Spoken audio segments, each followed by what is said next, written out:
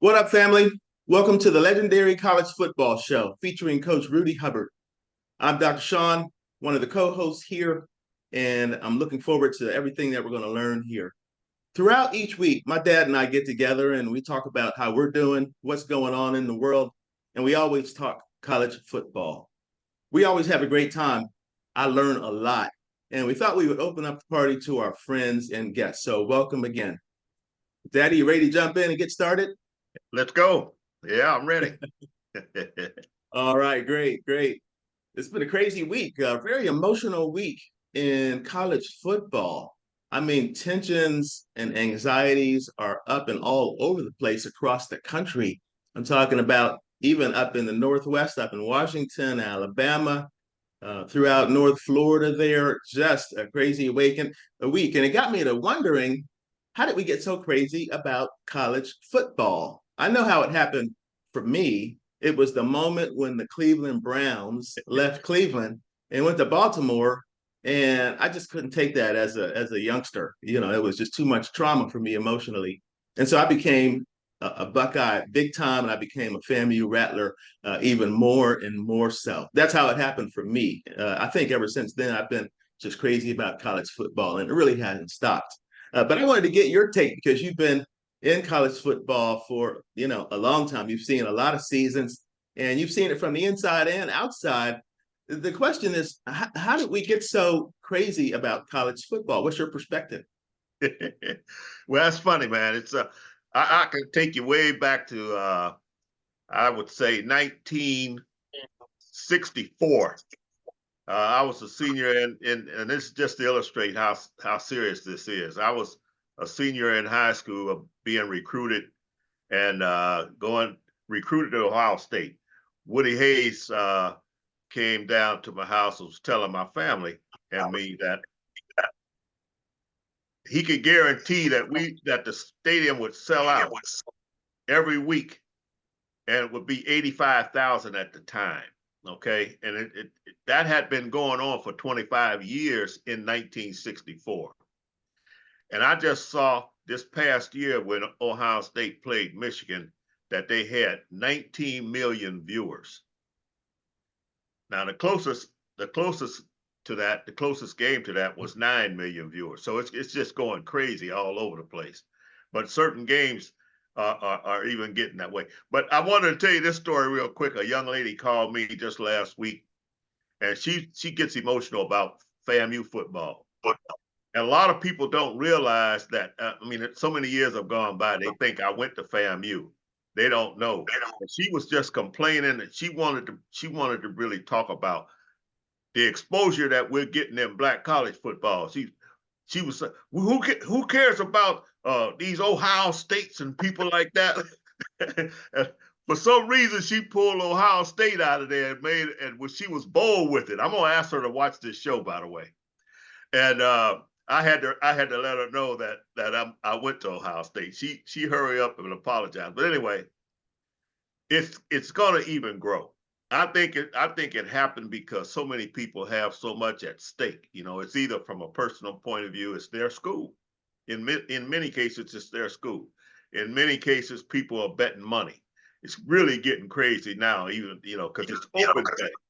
It used to be people would be hiding it, back there, in the days back ago. People would be betting on the games, betting on first downs and that kind of thing, and it made them emotional because a lot of times they're betting money they couldn't afford to bet. But I just think that it's going to get more exciting because now it's so many televisions, so many television shows and Zooms and all of this. And I just think that it's good for the sport. It's good for everybody. Even a lot of women are really excited about football now. That's what's funny to me. I have seen that. I appreciate what you're saying and that historical perspective for sure. And I have heard a lot of young ladies and a lot of people reacted to last week's recording that I didn't think that would be impressed by it at all. I mean, people I haven't talked to in a long time. There are people that, I don't know if they like college football. I'm talking about nurses that I've worked with 20 years ago and things like that. So you're right. It's really spreading, and that's interesting. And it's not just personal, it seems. There's a lot of business at stake, like you say, a lot of personal finances involved, and it's big business also. I remember hearing you talk about how that stadium at Ohio State was kind of put together. I mean, it was 85,000 at one point, and then it was interesting hearing you talk about Woody Hayes and his influence that he had on how they constructed the rest of the stadium. You remember that part? Oh yeah, at this point it's 105,000. And let me just tell you that my goal and my dream when I was chosen as the head football coach at Florida A&M was to build it the same way. What was happening with the Woody Hayes part was that, I was a young man. He hired me right there my last year playing for him. He hired me to start coaching with him the very next year, which was unusual. And but at the time I was a single man, and we would be working, studying film and so forth. And he would be too tired to go home and walk home. So he would ask me to take him home. And a lot of times we'd just be talking on the way. And he'd be telling me how all of this happened and everything like that about building the stadium. And they wanted to enlarge it because it was selling out. It had been selling out for all those years, and the politicians wanted to enlarge the stadium. He wouldn't allow them to do it. He just said, if we enlarge the stadium, we're going to do it 5,000 people at a time, because he wanted people to get there early. He wanted them to know that if they didn't get there early or buy season tickets, that they might not be able to get a ticket. And so my goal and my dream was to do the same thing at Florida A&M. Okay, and so that's why I was always in favor of having home games. I wanted to build our stadium here at Florida A&M and to be able to sell it out. And well, we had a unique situation in that we played so many games out of town. We would take a lot of our games out of town. And I thought that was not good, because I had listened to Woody all those years. And obviously he's had a lot of success, and that's what I'm speaking of right now. But yeah, man, he had the formula, and that thing keeps growing right now, and it's even getting bigger with people like Michigan, Florida State even. I watched what they did with Bobby Bowden over there, and how he did it while I was here. And we got some things going now. I think Coach Simmons did a good job of getting some home games going on here and selling them out, getting some really good crowds going on. He made it really interesting. So I think he's getting ready to get something started. Now, if we could keep it going, I think maybe but the big key is to sell it out. Once you start selling that stadium out, man, people have to get season tickets, and then you're going to make money whether it rains or not. So those are the fundamentals. It sounds like what I hear you saying is, when we have home games, that's better for business, just generally, Everybody, like more games and selling out. everybody wins. The community wins. Chamber of Commerce will tell you that when Florida A&M sells out, I'm homecoming, man. Because I did a study on this when I got here, when I first got to Florida A&M. The Chamber of Commerce back then, we were building the Chamber of Commerce pocketbooks bigger than Florida State was, because most of our people came and they would spend money in the hotels. And so a lot of the people at Florida State came in motorhomes and so forth and might not spend as much, but we were selling it out. Fortunately, we were having some good years there, and Chamber of Commerce would back it up. They wanted us to have the home games here in Tallahassee as well. So, and that would allow us to then go and ask for donations and that kind of thing. But, that was all based on the information that I had seen from Woody, and I had watched how that thing grew, and it continues to grow. Sure, sure.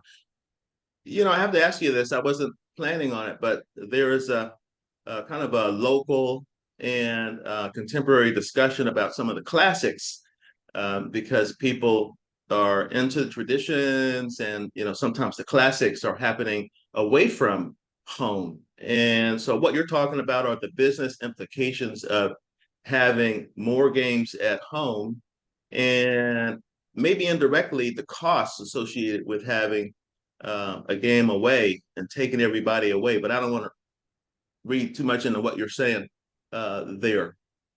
Yeah, because a lot of people might disagree, but that my take, and that's where I speak from. I was here trying to build a program, and again, we talked last week about program. Rather than just winning games, it's good to win, but then when you win, you want to build a program that it's going to be everlasting.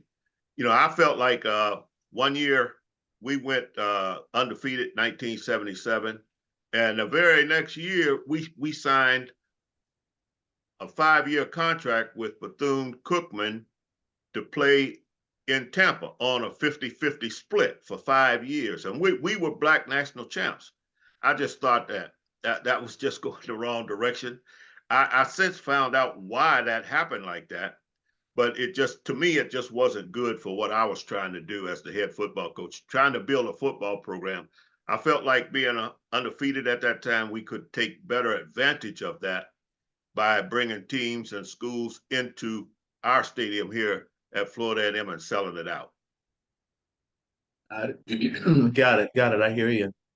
Yeah, so we're talking about the finances of a school, college football program, and a school.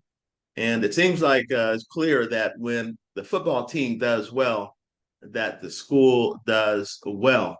I mean, that's what I'm hearing, and that's what I've been seeing. I was just looking last week at the winningest programs in the country, and we're talking about historically and even today.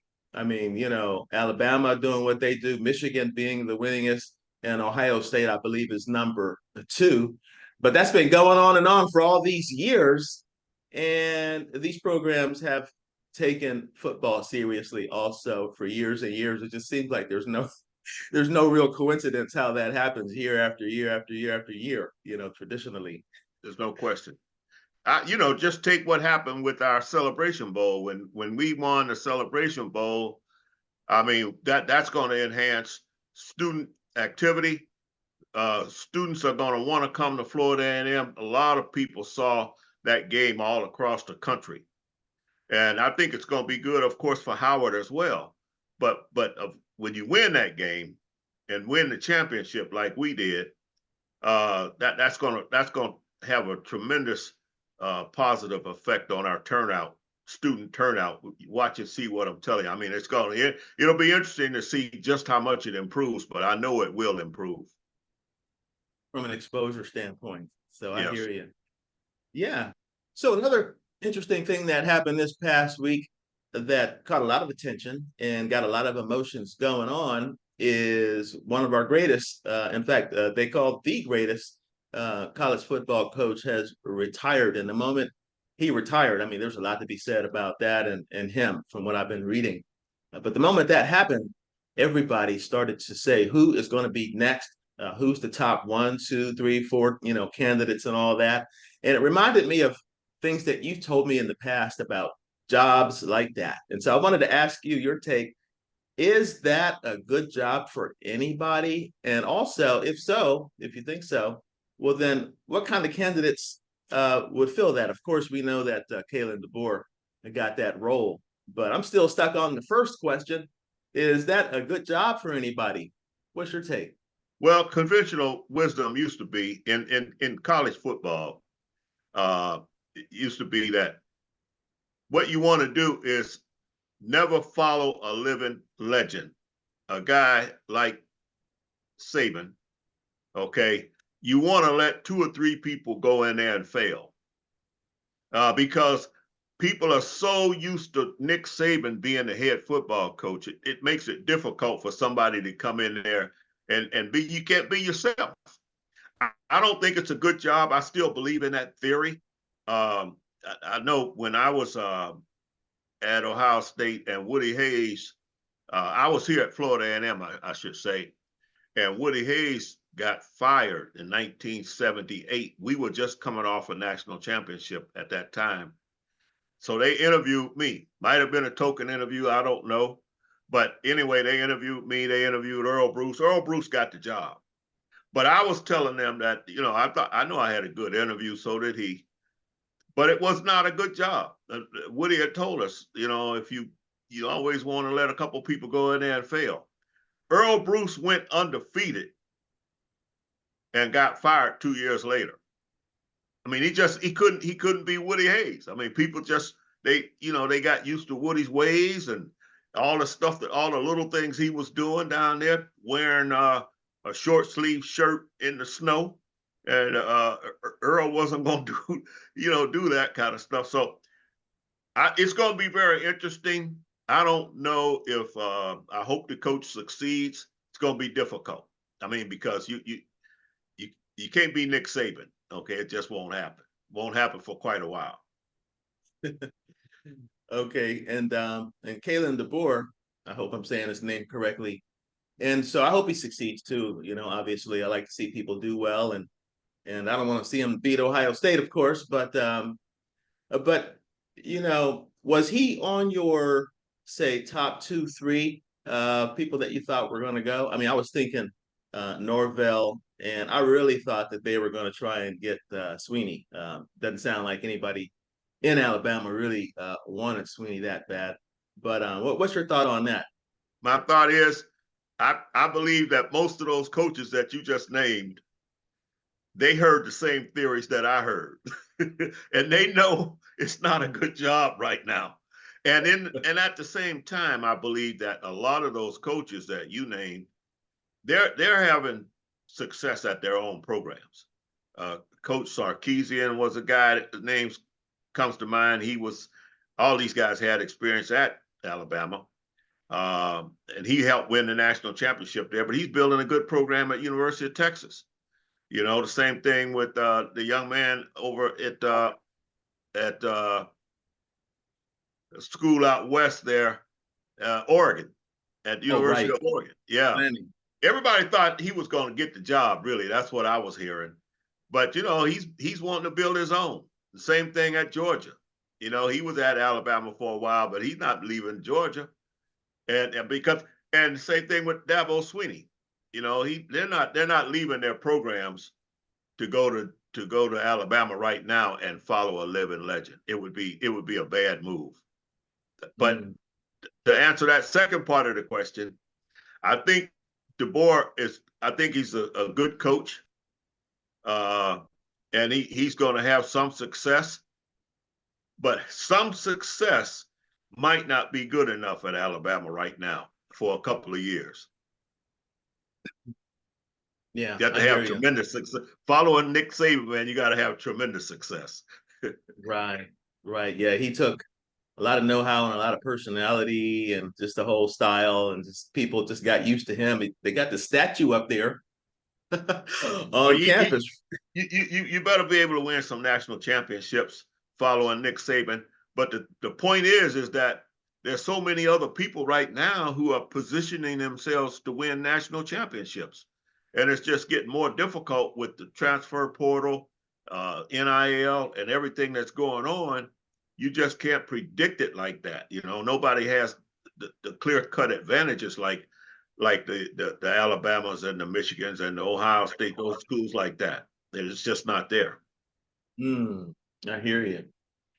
And now closer to home, I just have to ask you, we have a lot of coaching questions coming up. Who is suitable, who we feel like is not suitable. We've heard several names that are getting thrown around or tossed in. I just wanted to ask you, what are your thoughts on what would be suitable? You mentioned part of this last week, but we've heard some specific names. I think Colsey right now, I believe his name is James Colsey. He's the interim. And so he knows the culture, he knows FAMU, he knows how they got there. I just wanted to ask you a one-liner, two-liner on a couple of these candidates that we've been hearing about. Well, let me just say that the guy that I really trust is Coach Willie Simmons. He's done an awesome job. He felt like Coach Colsey would be the best candidate for the job. Now he knows what he's built he would like to see it continue. I'm certain of that. And he's watched these guys closely as they've been building this program. And so that's the name that comes to forefront for me. I trust, I don't know Coach Cozy. I know his uncle. His uncle and I were really good friends. Neil Cozy came to Ohio State while I was coaching there, and we became really, really good friends. And he trusted in my judgment a lot, and he was an excellent player there. So I know the family, but I just think that, and I know what kind of values those families, that family, the Cozy family, has. He's going to be good. The players seem to like him as well.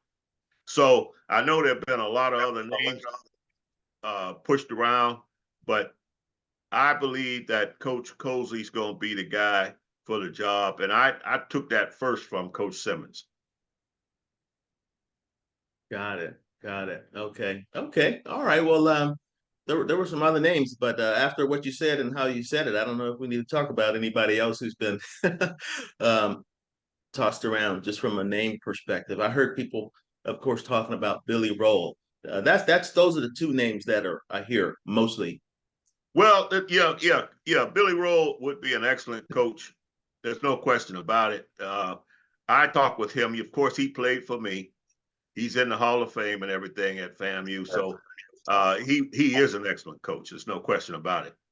But he got into, nobody expected Coach Simmons to leave this early, and so Billy had gotten into retirement, and he just had a whole year he had to sit out and not work, and in doing so, he almost disqualified himself for the job because FAMU is wanting to get somebody in there now. Billy had another 6 months to go. Based on the conversation he and I had, he had another 6 months to go before he would actually be eligible. And that's what he thought. It later turned out that he would have been eligible, but by the time he found out, he felt like it was too late to try to be the head coach at the time. So I believe right now, the guy that's going to be one of the front runners is going to be James Cozy, Coach Cozy. Okay. Okay. And lastly, I have to ask you about the other elephant in the room. I mean, since the last time we got together, there was a championship game, and of course, Michigan won that game, beat Washington Huskies.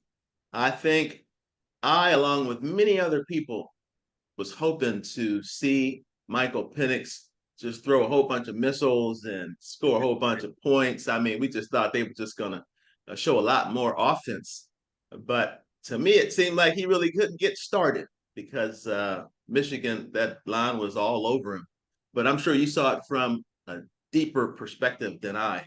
How'd you see that game and how it ended and why it turned out the way it turned out? Well, let me just say Michigan's a powerhouse right now. I think they're going to lose a lot of players, but they had a commitment from a lot of their best players from last year to come back.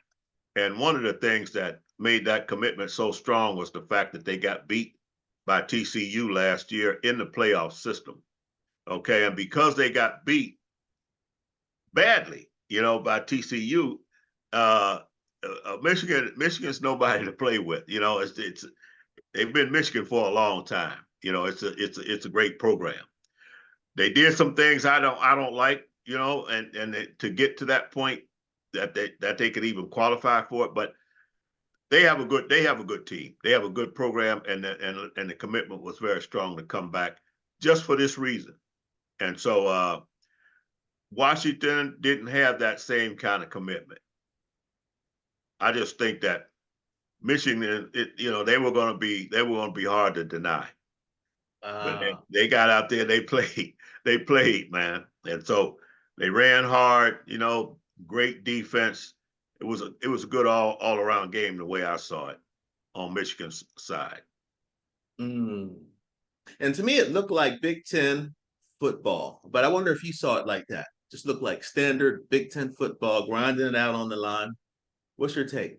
Well, there's no question. I mean, see, Coach Harbaugh, his dad and I coached against each other. His dad was a coach under Bo Schembechler at the University of Michigan when Coach Harbaugh was just a child. And so his dad is well versed, and his other son is the head coach at Baltimore Ravens. So they that's Michigan football. That's what they do. It's grinded out.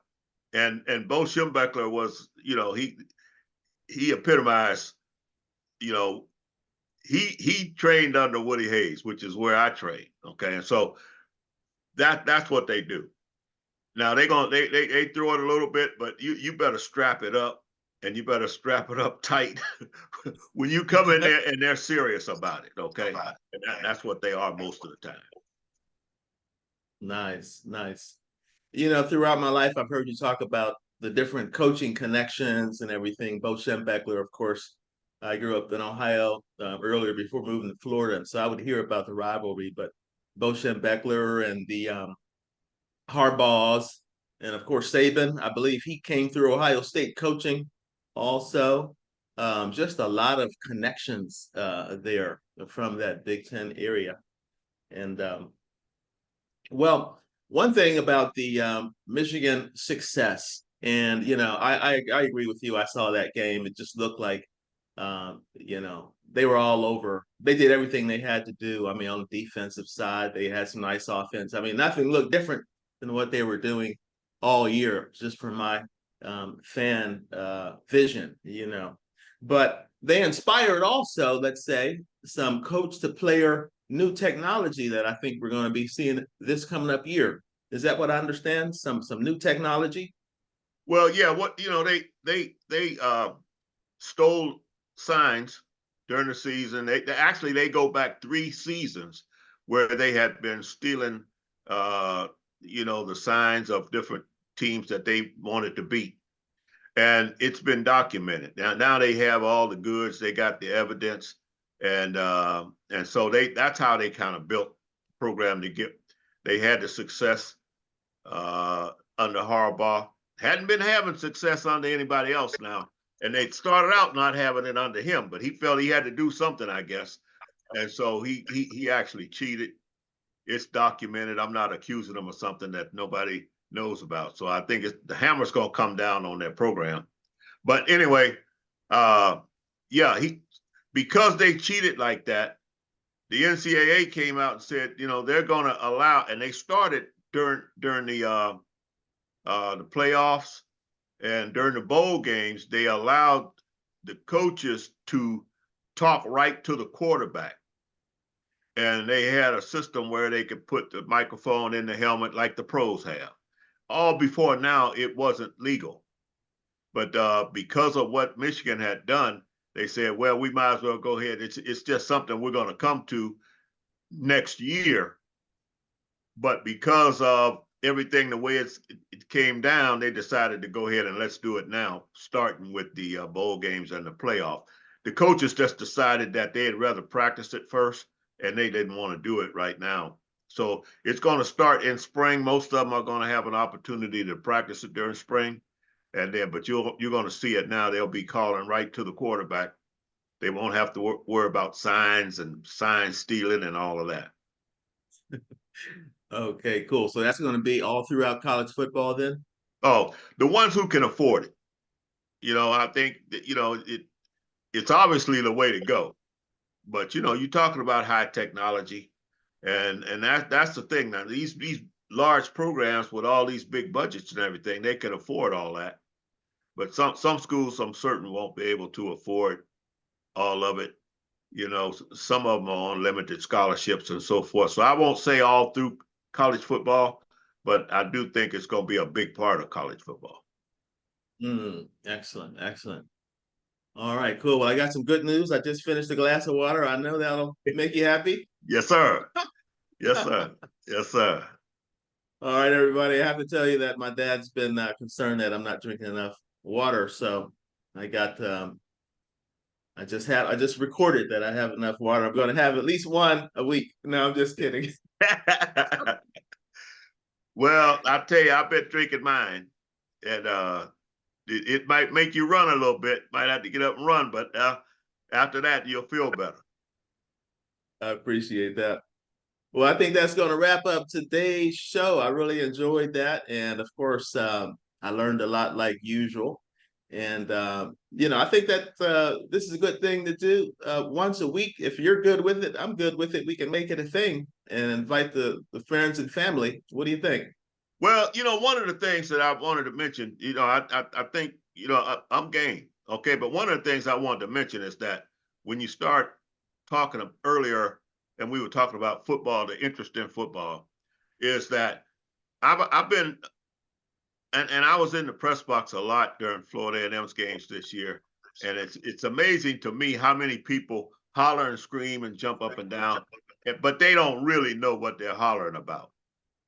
And so one of the things that I want to do is to begin to talk a little bit of fundamentals about the game of football, maybe to bring about some, because I think it'll even get more interesting when people can understand the basic fundamentals and hash marks and how the field is divided and the short side and strategies that what coaches are doing. And it's amazing when you really know the ins and outs of and the strategies of the game. Then it really gets interesting. So I hope to be able to bring a little bit of that to our screen, and maybe that would generate some interest. And maybe we'll just see if people are interested in that. I think they would be. I think so too. I think so because I've had the pleasure and opportunity of watching games with you, and I know what it's like to watch them without you. I'm like everybody else, just see people running around out there. Yeah. But when I see what I'm missing when I'm sitting with you, I'm amazed also. So I look forward to that, and I look forward to learning a lot more and also sharing a lot more of what you know with our audience. So I look forward to next week. I thought about multiple different things that are actively going on that we're watching and people are talking about, and they just didn't fit within this discussion. So there's so much more to talk about because things are constantly changing. So everybody, thanks for joining. Thanks for jumping on. Thanks for your attention and your participation and contribution. If you have some questions, send them in, put them in the comments. We read them, and we will incorporate them into the show. Go ahead and share the show with other college football fans, that people, maybe they're people that are in your family, people that are in your circles, people that you work with that are interested in college football. They want to learn more, they want to hear more, talk about more. And go ahead and subscribe to us so you don't miss a show. And we look forward to growing a bigger party. Until next week, take care, everybody. Thanks, Daddy.